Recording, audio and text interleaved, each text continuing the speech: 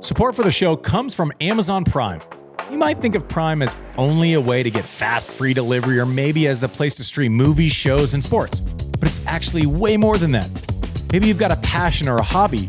Prime can help you get the most out of it. Whether you're streaming documentaries on marine animals, ordering action figure stands with free one-day delivery, or finding the perfect playlist to impress that special someone, Prime makes it easier and faster to do what you love. Whatever you're into, it's on Prime. Visit Amazon.com/Prime to get more out of whatever you're into. All right, how's it going? Everyone happy? Say hello to my far left. Producer Mike is with us, makes it all happen. What's up, everybody? In the middle seat, you might know him from shows like 60 Minutes, but somehow we get him to do a dumb tennis podcast also. Jon Wertheim is with us. I'm going to tell you my experience. Do any of y'all actually listen to Served at all? You do? Great.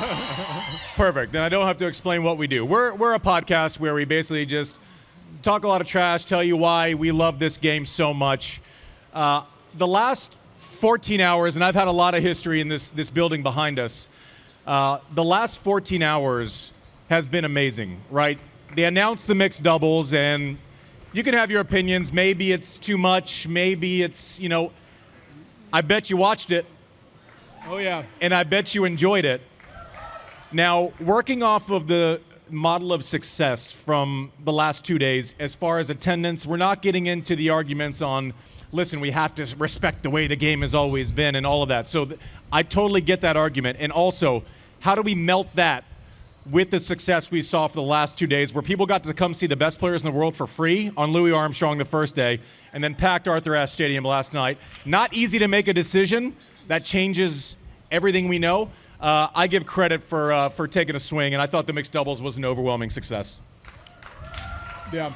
We need a tennis phrase, right? We have like slam dunks and home runs. We need this was an absolute win, and what's going to be interesting to me is to see what the other majors are going to do, because don't think that they weren't paying attention and realizing how successful that was. Yeah, and I think there's a lot of different ways that I've already been thinking about, and what I like to do is watch, consume, and then come out here and say, hey, what if we take what we saw and the interest and the focus on doubles, which doesn't exist at slams right now, right? This is a new thing where we had the attention of the tennis universe inside of that stadium on the great game of doubles, which, from the feedback we've gotten, has been the goal for a long time, right? And now, is it at the expense of doubles players?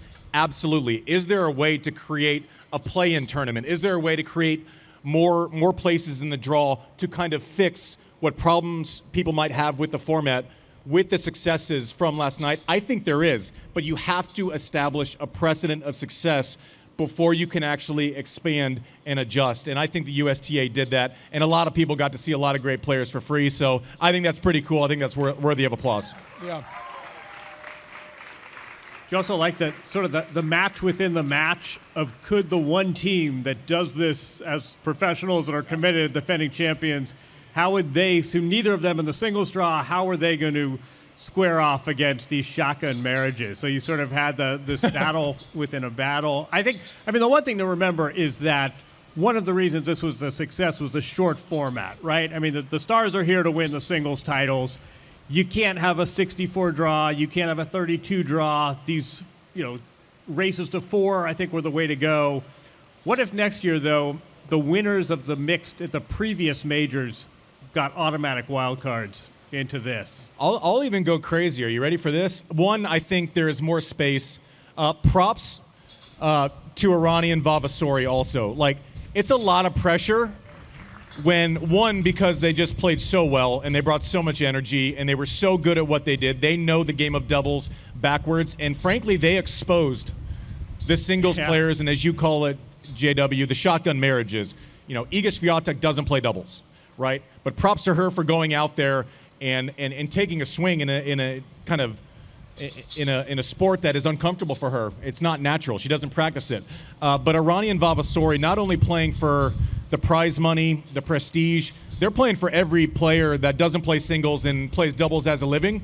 That's a lot of responsibility to come out and do what they did last night. Nothing but respect for them. It was just an amazing. And also, to me, it was fascinating because I was okay at doubles. I won 5 tournaments. We won Indian Wells on accident one time, but the way that they were applying real estate and taking away advantages and knowing where to be, that is a lifetime of repetition.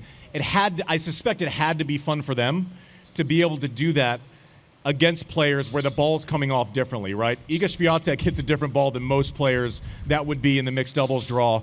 But the way that they were able to kind of guard against Irani's serve, which is not the strong suit of her game, with Vavasori kind of going with confuse and conquer at the net. I just found the matchup fascinating, even past just the star power.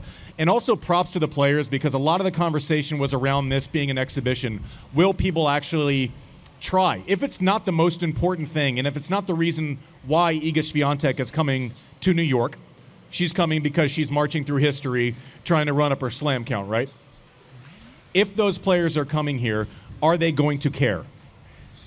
The fact that they're questioning calls, Iga's pissed after every shot she misses, did wonders for the credibility and the questions that I think people had around this event. So props to the players for showing up, understanding the incitement, and doing the job. Draper and Pegula going into different formations right away. It was so much fun for me. I don't know how it could have been better, aside from, okay, Irani Vavasori, they did it.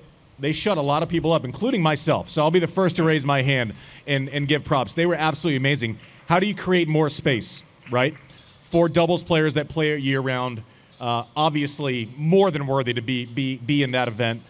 I like your idea. Is it the previous 4 major winners, automatic entry into the draw? That'd be pretty cool. Or do we throw back? So this is called the U.S. Open, right? And this is a huge idea. This is not easy to implement.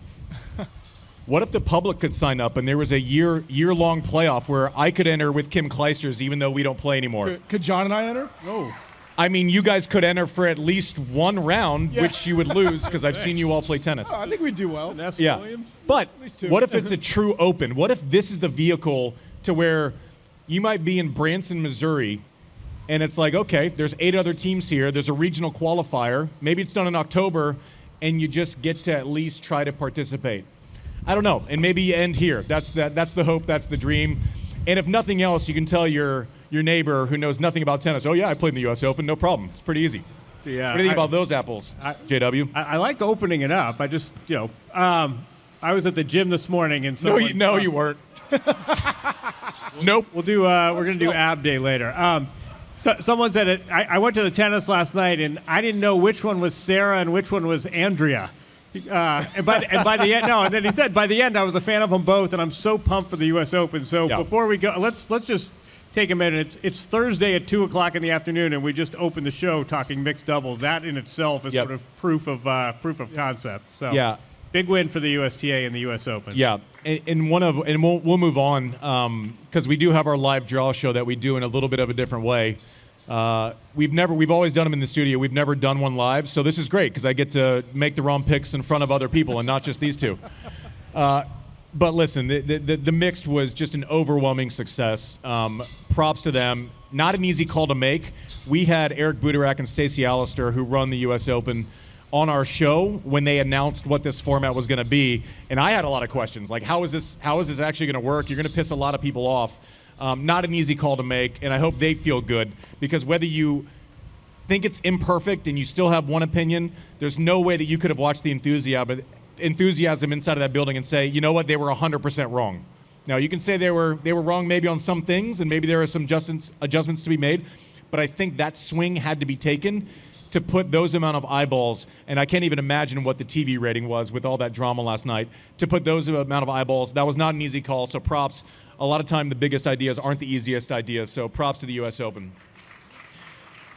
Another thing, and it's just amazing, we were doing our pre-show kind of rundown, which takes all of about 3 minutes each time, and we were just casually sitting up in one of the suites that they let us sit in, and I mean, if Novak Djokovic walks out just to practice. Now, when I played, it was closed. right? There was not a lot of there was no one there. There was no atmosphere. The fact that you might be able to bring whoever's crying over there to see Novak Djokovic and get your ball signed and have access to a hard set of Zverev and Djokovic and have proximity and watch dummies talk about a podcast and mixed doubles and stuff. You know what's better than 2 weeks of the U.S. Open? Say 3. 3 weeks. There you go. Yep. There was only one answer. Got it. 3 weeks of the U.S. Open. So props, a lot of good stuff. Give yourselves a round of applause for coming out and supporting this great game of tennis.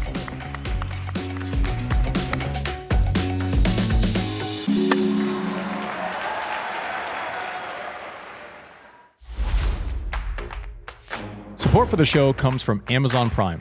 Prime is more than just fast, free delivery. It's your go-to for streaming music, movies, and sports. Plus, it's also a great way to connect with the things you love.